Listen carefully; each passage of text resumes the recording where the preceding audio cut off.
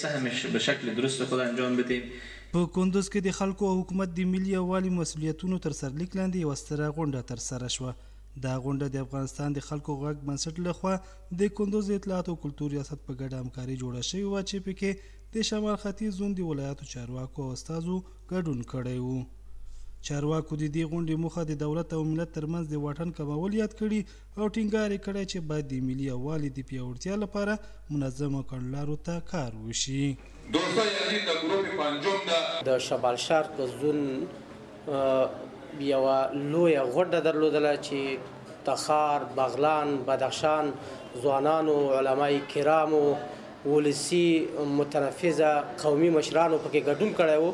تاسو شاهدان وایي چې ولسونو خپل مشکلات د مسؤلینو سره شریک کړو او مسؤلینو هم خپل ولسونو ته ډاډ ورکړه چې انشاءالله العزیز د امارات ټول مشران مسؤلین د ولسونو سره څنګ په څنګ ولاړ دي.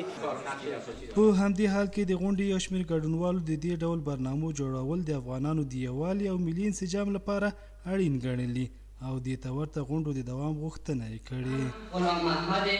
یک برنامه بسیار خوب بود و ما از دستانداران از این برنامه و کسایی که این برنامه را به راه انداختن بسیار سپاسگزاری میکنم و تشکری میکنم که چنین برنامه های را به راه انداختن و سبب هماهنگی و سبب ایجاد این همدیگر پذیری بین اقوام مختلف افغانستان شدن. همچنین برنامه ها را دایر بسازن، ملت از هر قشر از هر جامعه منسجم و جمع بسازن، تحت یک چتر بیارن تا اینا بتانن افکارات خود را بیان کنن و مشکلات خود را بیان کنن.